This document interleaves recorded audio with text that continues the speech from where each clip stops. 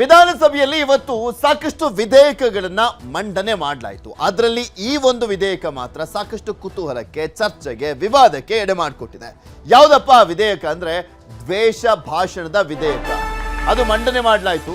ವಿಧೇಯಕವನ್ನ ಮಂಡಿಸಿದ್ರು ಗೃಹ ಸಚಿವ doctor G Parameshwar. ದ್ವೇಷ ಭಾಷಣ ಇನ್ನು ಮುಂದೆ ಮಾಡಿದ್ರೆ ಅದಕ್ಕೆ ಕಠಿಣ ಕ್ರಮವನ್ನ ಕೈಗೊಳ್ಳಲಾಗುತ್ತೆ, ಜೈಲಿಗೆ ಹಾಕಲಾಗುತ್ತೆ. ಜೈಲಿಗೆ ಹಾಕಿ ಕಠಿಣ ಕ್ರಮ, 1 ವರ್ಷ 2 ವರ್ಷ ಅಲ್ಲ, ಮ್ಯಾಕ್ಸಿಮಮ್ 10 ವರ್ಷದವರೆಗೂ ಜೈಲು ಶಿಕ್ಷೆಯನ್ನು ವಿಧಿಸಬಹುದಾದಂಥ ಕಾನೂನಿದೆ. ಬಿಲ್ ಮಂಡನೆಗೆ ತೀವ್ರ ವಿರೋಧವನ್ನು ವ್ಯಕ್ತಪಡಿಸಿದ್ರು ಬಿಜೆಪಿಯವರು. ದ್ವೇಷ ಭಾಷಣ ವಿಧೇಯಕ ಮಂಡನೆ ವೇಳೆ ಮೈಕ್ ಸ್ಥಗಿತ ಆಗಿತ್ತು. ಮೈಕ್ ಕೈಕೊಟ್ಟರು ಕೂಡ ವಿಧೇಯಕವನ್ನ ಮಂಡಿಸಿದ್ರು ಗೃಹ ಸಚಿವರು. ಮೈಕ್ ಇಲ್ಲದಿರುವಂಥ ಸಂದರ್ಭದಲ್ಲಿ, ಅಂದರೆ ಸೌಂಡ್ ಇರಲಿಲ್ಲ, ಅಲ್ಲಿ ಸೌಂಡ್ ಇಲ್ಲದಿರುವಂಥ ಸಂದರ್ಭದಲ್ಲಿ ದ್ವೇಷ ಭಾಷಣ ವಿಧೇಯಕವನ್ನ ಮಂಡಿಸಿದ್ರು. ಆದರೆ ಬಿಜೆಪಿಯವರು ಇದಕ್ಕೆ ದೊಡ್ಡ ಮಟ್ಟದಲ್ಲೇ ಸೌಂಡ್ ಮಾಡಿದ್ರು, ಬೇಡ ಇದು ಅಂತ ವಿರೋಧವನ್ನ ವ್ಯಕ್ತಪಡಿಸಿದ್ರು.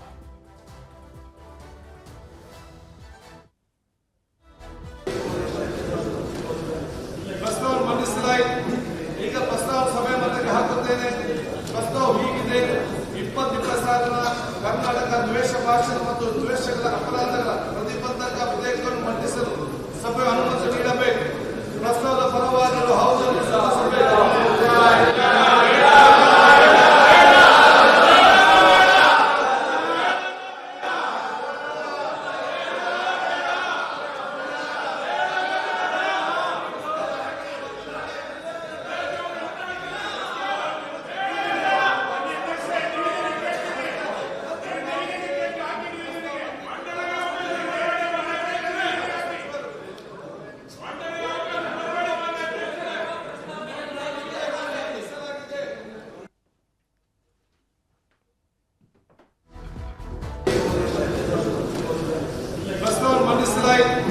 ಈಗ ಪ್ರಸ್ತಾವ ಸಭೆ ಮತಕ್ಕೆ ಹಾಕುತ್ತೇನೆ.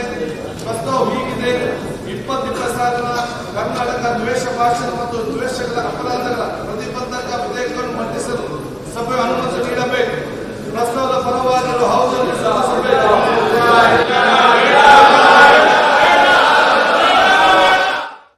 ವಿಧೇಯಕದಲ್ಲಿ ಏನಿದೆ ಅನ್ನುವಂಥದ್ದನ್ನ ನೋಡ್ತಾ ಹೋದಾದ್ರೆ, ದ್ವೇಷ ಭಾಷಣ ಮಾಡುವ ಮೂಲಕ ಸಮಾಜದಲ್ಲಿ ಅಶಾಂತಿ ಉಂಟು ಮಾಡುವವರ ವಿರುದ್ಧ ಕ್ರಮ ಕೈಗೊಳ್ಳಲಾಗುತ್ತೆ.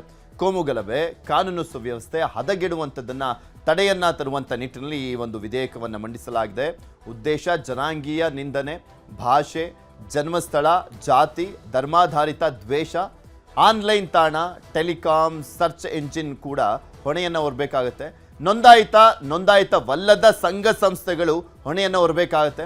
ವಿದ್ಯುನ್ಮಾನ, ಪುಸ್ತಕ, ಕರಪತ್ರ, ಕಾಗದ ಬರಹ, ರೇಖಾಚಿತ್ರ ಇದೆಲ್ಲವನ್ನು ಕೂಡ ಕನ್ಸಿಡರ್ ಮಾಡಲಾಗುತ್ತೆ. ಇದೆಲ್ಲವೂ ಕೂಡ ದ್ವೇಷವನ್ನ ಕಾರುವಂಥದ್ದು ಅಂತ. ಇನ್ನು ದ್ವೇಷ ಭಾಷಣಕ್ಕೆ ಶಿಕ್ಷೆ ಏನೇನು ಅನ್ನುವಂಥದ್ದನ್ನ ಕೂಡ ಇದರಲ್ಲಿ ಮೆನ್ಷನ್ ಮಾಡಲಾಗಿದೆ. ಹಿಂದೆ ಜಸ್ಟ್ ಜೈಲಿಗೆ ಹಾಕಲಾಗ್ತಾ ಇತ್ತು, ಅದಾದ್ಮೇಲೆ ಬೇಗ ಜಾಮೀನು ತಗೊಂಡು ಹೊರಗಡೆ ಬರ್ತಾ ಇದ್ರು. ಬಟ್ ಈಗ ಹಂಗಲ್ಲ, ಕಾನೂನು ಕಠಿಣ ಮಾಡಲಾಗ್ತಾ ಇದೆ. ದ್ವೇಷ ಭಾಷಣ ಮಾಡಿದ್ರೆ ಜಾಮೀನು ರಹಿತ ಕೇಸನ್ನ ಹಾಕಲಾಗುತ್ತೆ. ಎಲ್ಲಿವರೆಗೂ ಶಿಕ್ಷೆ? 1 ರಿಂದ 7 ವರ್ಷ ಜೈಲು ಶಿಕ್ಷೆ, 50,000 ದಂಡ. ಇನ್ನು 2ನೇ ಬಾರಿ ತಪ್ಪಿಗೆ 2 ರಿಂದ 10 ವರ್ಷದವರೆಗೂ ಜೈಲು ಶಿಕ್ಷೆಯನ್ನ ವಿಧಿಸಬಹುದು. ಅಂದ್ರೆ ಈ ಕಾನೂನಲ್ಲಿ ದ್ವೇಷ ಭಾಷಣ ಮಾಡಿದ್ರೆ, ಫಸ್ಟ್ ಟೈಮ್ ಏನಾದರೂ ಮಾಡಿದ್ರೆ ಹತ್ತತ್ರ 7 ವರ್ಷದವರೆಗೂ ಜೈಲು ಶಿಕ್ಷೆ ಇರುತ್ತೆ. 2ನೇ ಬಾರಿಗೆ ಮತ್ತೆ ಅದನ್ನೇ ಕಂಟಿನ್ಯೂ ಮಾಡಿದ್ರೆ 2 ರಿಂದ 10 ವರ್ಷದವರೆಗೂ ಜೈಲು ಶಿಕ್ಷೆ, 1 ಲಕ್ಷ ದಂಡವನ್ನ ವಿಧಿಸಲಾಗುತ್ತೆ. ಪ್ರಥಮ ದರ್ಜೆ ಮ್ಯಾಜಿಸ್ಟ್ರೇಟ್ ಮೂಲಕ ವಿಚಾರಣೆಯನ್ನ ಮಾಡಲಾಗುತ್ತೆ. ಅಡಿಷನಲ್ SP ಗಿಂತ ಕಡಿಮೆ ಅಲ್ಲದ ಅಧಿಕಾರಿಯನ್ನ ತನಿಖೆಗೆ ನೇಮಕ ಮಾಡಲಾಗುತ್ತೆ. ಇದೆಲ್ಲವೂ ಕೂಡ ಈ ವಿಧೇಯಕದಲ್ಲಿ ಉಲ್ಲೇಖ ಆಗಿರುವಂಥದ್ದು. ಇದ್ರ ಬಗ್ಗೆ ಇನ್ನಷ್ಟು ಮಾಹಿತಿಯನ್ನು ಕೊಡ್ತಾ ಹೋಗ್ತಾರೆ ನಮ್ಮ ಪ್ರತಿನಿಧಿ ಕೃಷ್ಣ. ಬೆಳಗಾವಿಯಿಂದ ನೇರ ಸಂಪರ್ಕದಲ್ಲಿ ಜಾಯ್ನ್ ಆಗಿದ್ದಾರೆ. ಕೃಷ್ಣ, ದ್ವೇಷ ಭಾಷಣ ಮಾಡಿದ್ರೆ ಇನ್ನು ಮುಂದೆ ಕಠಿಣ ಕ್ರಮದ ಎಚ್ಚರಿಕೆ, ಜೈಲಿಗೆ ಹಾಕುವಂತ ಎಚ್ಚರಿಕೆ, ಮ್ಯಾಕ್ಸಿಮಮ್ 10 ವರ್ಷದವರೆಗೂ ಜೈಲು ಶಿಕ್ಷೆ ಇರುವಂಥದ್ದು. ಇದು ಯಾವ ರೀತಿಯಾಗಿ ಪರ ವಿರೋಧಕ್ಕೆ ಚರ್ಚೆ ಆಯಿತು? ಇದಕ್ಕೆ ಬಿಜೆಪಿಯವರು ವಿರೋಧವನ್ನ ವ್ಯಕ್ತಪಡಿಸ್ತಾ ಇದ್ದಾರೆ. ಪೃಥ್ವಿರಾಜ್, ದ್ವೇಷ ಭಾಷಣ ಅನ್ನುವಂಥದ್ದು ರಾಜ್ಯ ಸರ್ಕಾರಕ್ಕೆ ಒಂದು ರೀತಿ ಸವಾಲಾಗಿ ಪರಿಣಮಿಸಿತು. ಮತ್ತೆ ಈಗಾಗಲೇ ಕಾನೂನು ಸುವ್ಯವಸ್ಥೆ ಹದಗೆಟ್ಟಂತಹ ಸಂದರ್ಭದಲ್ಲಿ ಪೊಲೀಸ್ ಅಧಿಕಾರಿಗಳ ಮುಖಾಂತರವಾಗಿ ಅದನ್ನು ಹದ್ದುಬಸ್ತಿಗೆ ತರುವಂಥದ್ದು ಮತ್ತೆ ಕ್ರಮವನ್ನು ವಹಿಸುವಂಥ ನಿಟ್ಟಿನಲ್ಲಿ ಕೂಡ ಸರ್ಕಾರವನ್ನು ಮುಂದಾಗ್ತಾ ಇತ್ತು. ಈಗ ದ್ವೇಷ ಭಾಷಣ ಮಾಡುವಂಥವ್ರು, ಬೇಕು ಅನ್ನೋ ಜನಾಂಗ ನಿಂದ ಮಾಡುವಂಥದ್ದು, ಮತ್ತೆ ಸಮುದಾಯ ಮತ್ತೆ ಧರ್ಮ ಟಾರ್ಗೆಟ್ ಅನ್ನು ಮಾಡುವಂಥವ್ರು, ಮಾತಾಡುವಂಥವ್ರು, ಮತ್ತೆ ಇಲ್ಲೊಂದು ಕಡೆ ಸೋಷಿಯಲ್ ಮೀಡಿಯಾದ ಮುಖಾಂತರವಾಗಿ ಅದನ್ನು ವೈರಲ್ ಮಾಡುವಂಥದ್ದು, ಇಲ್ಲೊಂದು ಕಡೆ ಪ್ರವೋಕ್ ಮಾಡುವಂಥ ಕೆಲಸವನ್ನು ಕೂಡ ಮಾಡ್ತಾ ಇದ್ದೀವಿ.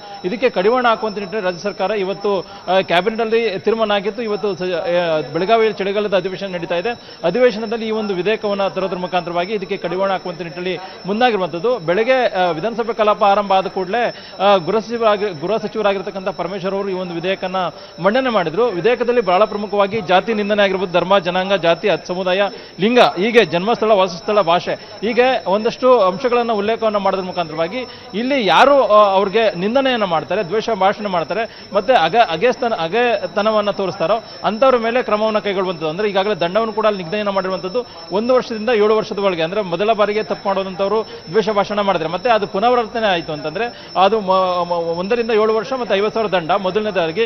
ಈ ಎರಡನೇದಾಗಿ ಮುಖ್ಯ ಏನಾದರೂ ಪುನರಾವರ್ತನೆ ಆಯಿತು ಅಂತಂದ್ರೆ ದ್ವೇಷ ಭಾಷಣ ಮಾಡಿ ಮತ್ತೆ ಪುನರಾವರ್ತನೆ ಆಯಿತು ಅಂತಂದ್ರೆ ಅದು 2 ರಿಂದ 10 ವರ್ಷದ ಒಳಗೆ ಜೈಲು, ಅದ್ರ ಜೊತೆಗೆ 1 ಲಕ್ಷದವರೆಗೆ ದಂಡ. ಈಗಾಗಲೇ ಎಲ್ಲೊಂದ್ ಕಡೆ ನೋಂದಾಯಿತ ಮತ್ತೆ ನೋಂದಾಯಿತವಲ್ಲದ ಸಂಘ ಸಂಸ್ಥೆಗಳು, ವ್ಯಕ್ತಿಗಳ ಬಗ್ಗೆನೂ ಕೂಡ ಎಲ್ಲೊಂದ್ ಕಡೆ ಅವ್ರನ್ನ ವಿರುದ್ಧವಾಗಿ ಕ್ರಮವನ್ನು ಕೈಗೊಳ್ಳುವಂತ ನಿಟ್ಟಿನಲ್ಲಿ ಕೂಡ ಮೆನ್ಷನ್ ಅನ್ನ ಮಾಡಿದ್ದಾರೆ. ಆದ್ರೆ ಎಲ್ಲೊಂದ್ ಕಡೆ ಆಡಳಿತ ಪಕ್ಷ ಇದನ್ನ ವಿಧೇಯಕವನ್ನು ಜಾರಿ ಮಾಡೋದ್ರ ಮುಖಾಂತರವಾಗಿ ಕಡಿವಾಣ ಹಾಕುವಂತ ನಿಟ್ಟಿನಲ್ಲಿ, ದ್ವೇಷ ಭಾಷಣ ಮಾಡುವಂತ ನಿಟ್ಟಿನಲ್ಲಿ ಕಡಿವಾಣ ಹಾಕುವಂತ ನಿಟ್ಟಿನಲ್ಲಿ ಮುಂದಾಗಿದೆ.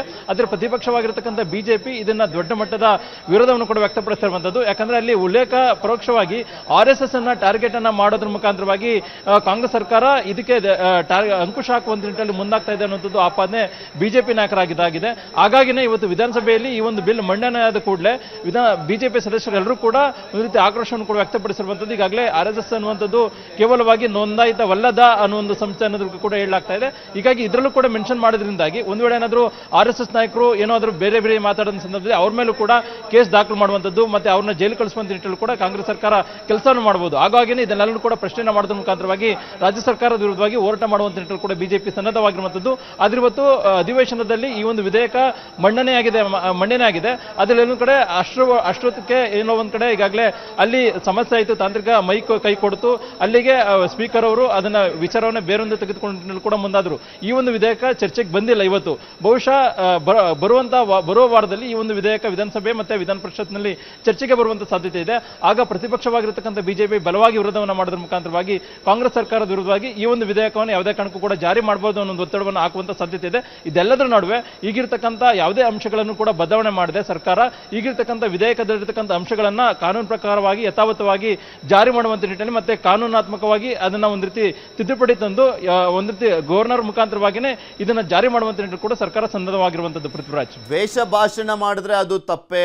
ಯಾಕೆಂದ್ರೆ ಒಂದು ಸಮಾಜಕ್ಕೆ ಅಥವಾ ಒಂದು ವರ್ಗಕ್ಕೆ ಟಾರ್ಗೆಟ್ ಮಾಡಿದಂತ ಸಂದರ್ಭದಲ್ಲಿ ಅದು ಪ್ರಚೋದನೆ ಆಗಿ ಮತ್ತೊಂದು ರೀತಿಯಾಗಿ ಟರ್ನ್ ಆಗುತ್ತೆ ಅನ್ನುವಂಥ ಉದ್ದೇಶ ಇದೆ ಅಂತ ಅಂದ್ಕೊಂಡ್ರು ಕೂಡ ಬಿಜೆಪಿ ಅವ್ರಿಗೆ ಯಾಕೆ ನಮ್ಮನ್ನೇ ಟಾರ್ಗೆಟ್ ಮಾಡ್ತಾ ಇದ್ದಾರೆ, ನಮ್ಮನ್ನು ಟಾರ್ಗೆಟ್ ಮಾಡಿ ಈ ವಿಧೇಯಕವನ್ನ ತರ್ತಾ ಇದ್ದಾರೆ ಅಂತ ಅನಿಸ್ತಾ ಇದೆ ಅಂತ?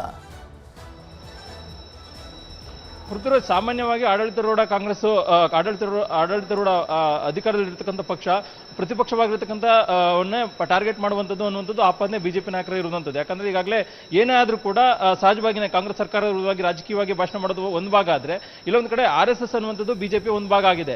RSS ನಾಯಕರು ಏನಾದರೂ ಬೇಕು ಅಥವಾ ಬೇರೆ ರೀತಿಯಾಗಿ ಭಾಷಣ ಮಾಡ್ತು ಅಂತಂದ್ರೆ ಸಹಜವಾಗಿ ನಾವು ವಿರುದ್ಧವಾಗಿ ಕೇಸ್ ದಾಖಲಾಗುವಂತ ಸಾಧ್ಯತೆ ಇದೆ. ಇಲ್ಲಿ ಈ ಒಂದು ಬಿಲ್ನಲ್ಲೂ ಕೂಡ ಸ್ಪಷ್ಟವಾಗಿ ಉಲ್ಲೇಖವನ್ನು ಮಾಡಲಾಗಿದೆ.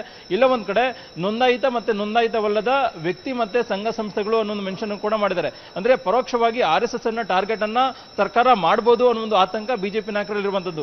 ಹಾಗಾಗಿನೇ RSS ಏನಾದರೂ ಟಾರ್ಗೆಟ್ ಅನ್ನ ಮಾಡಿದ್ರೆ ಒಂದು ವೇಳೆ ಅದಕ್ಕೂ ಕೂಡ ಅವಕಾಶ ಮಾಡಿಕೊಡದೇ ಇದ್ರೆ ಮಾತಾಡ್ತು ಅಂತಂದ್ರೆ ಈಗಾಗಲೇ ಎಲ್ಲೊಂದ್ ಕಡೆ ನೀವು ನೋಡಿರ್ಬೋದು, ಮಂಗಳೂರು ಭಾಗದಲ್ಲಿ, ಕರಾವಳಿ ಭಾಗದಲ್ಲಿ ಏನಾದರೂ RSS ನಾಯಕರಲ್ಲಿ ಏನಾದರೂ ಭಾಷಣ ಮಾಡ್ತು ಅಂದ್ರೆ ಅದೆಲ್ಲ ಒಂದ್ ಕಡೆ ಪ್ರಚೋದನೆಯಾಗಿ ಬೇರೆ ರೀತಿಯಂತ ಪರಿಣಾಮಗಳು ಕೂಡ ಬೀರ್ತಾ ಇತ್ತು. ಹಾಗಾಗಿನೇ ಅದಕ್ಕೆ ಕಡಿವಾಣ ಹಾಕುವಂತ ನಿಟ್ಟಿನಲ್ಲಿ ಪರೋಕ್ಷವಾಗಿ ರಾಜ್ಯ ಸರ್ಕಾರ ಈ ರೀತಿಯಂತ ಪ್ಲಾನ್ ಅನ್ನು ರೂಪಿಸಿದೆ. ಅದಕ್ಕೋಸ್ಕರವಾಗಿನೇ ಇದಕ್ಕೆ ಆಸ್ಪದ ಕೊಡಬಾರದು ಅನ್ನೋ ಕಾರಣಕ್ಕೋಸ್ಕರವಾಗಿ ಪ್ರತಿಪಕ್ಷ ಬಿಜೆಪಿ ಒಂದು ರೀತಿ ದೊಡ್ಡ ಮಟ್ಟದವಾಗಿ ವಿರೋಧವನ್ನು ವ್ಯಕ್ತಪಡಿಸುವಂತ ಮುಂದಾಗಿದೆ. ಈಗಾಗಲೇ ಕೇಂದ್ರದ ನಾಯಕರಿಂದನೂ ಕೂಡ ಒಂದಷ್ಟು ಸಲಹೆಗಳನ್ನು ಕೂಡ ರಾಜ್ಯ ಬಿಜೆಪಿ ನಾಯಕರು ತೆಗೆದುಕೊಂಡಿರುವಂತದ್ದು ಮತ್ತೆ RSS ನಾಯಕರಿಂದ ಕೂಡ ಈ ಒಂದು ವಿಚಾರವಾಗಿ ಸಲಹೆಗಳನ್ನು ತೆಗೆದುಕೊಂಡಿರುವಂತದ್ದು. ಆ ಒಂದು ಸಲಹೆಗಳ ಆಧಾರದ ಮೇಲೆ ಈ ಒಂದು ಬಿಲ್ ಅನ್ನ ದೊಡ್ಡ ಮಟ್ಟದಲ್ಲಿ ವಿರೋಧವನ್ನು ಮಾಡುವಂತ ನಿಟ್ಟಿನಲ್ಲಿ ಕೂಡ ಈಗಾಗಲೇ ಬಿಜೆಪಿ ನಾಯಕರು ಸನ್ನದ್ಧವಾಗಿರುವಂತದ್ದು. ಇವತ್ತು ಬಿಲ್ ಮಂಡನೆ ಆದ ಕೂಡಲೇ ಆಕ್ಷೇಪವನ್ನು ವ್ಯಕ್ತಪಡಿಸಿದ್ರು ಬಿಜೆಪಿ ನಾಯಕರು. ಅಧಿವೇಶನದಲ್ಲಿ ಈ ಒಂದು ಬಿಲ್ ಚರ್ಚೆಗೆ ಬಂದಂತ ಸಂದರ್ಭದಲ್ಲಿ ದೊಡ್ಡ ಮಟ್ಟದಲ್ಲಿ ವಿರೋಧವನ್ನು ವ್ಯಕ್ತಪಡಿಸೋದ್ರ ಮುಖಾಂತರವಾಗಿ ಜಾರಿ ಮಾಡಬಾರದು ಅನ್ನೋ ಒಂದು ಒತ್ತಡವನ್ನು ಹಾಕುವಂತ ಸಾಧ್ಯತೆ ಇದೆ. ಅದೇನಿದ್ರು ಕೂಡ ಸರ್ಕಾರಕ್ಕೆ ಈಗ ಸವಾಲಾಗಿರುವಂತದ್ದು ಕರಾವಳಿ ಭಾಗದಲ್ಲಿ ಎಲ್ಲೊಂದ್ ಕಡೆ ಕೋಮು ಗಲಭೆ ಸೃಷ್ಟಿ ಮಾಡುವಂತವ್ರಿಗೆ, ಅದು ದ್ವೇಷ ಭಾಷಣ ಮಾಡುವಂತವ್ರಿಗೆ ಅದಕ್ಕೆ ಕಡಿವಾಣ ಹಾಕಬೇಕು ನಿಟ್ಟಿನಲ್ಲಿ ಸರ್ಕಾರ ಇದನ್ನು ಸಮರ್ಥನೆ ಮಾಡಿಕೊಂಡು ಜಾರಿ ಮಾಡುವಂತ ನಿಟ್ಟಿನಲ್ಲಿ ಈಗಾಗಲೇ ಸಿದ್ಧತೆಯನ್ನ ಮಾಡ್ಕೊಂಡಿರುವಂತದ್ದು. ಧನ್ಯವಾದ ಕೃಷ್ಣ ನಿಮ್ಮೆಲ್ಲ ಮಾಹಿತಿಗಾಗಿ.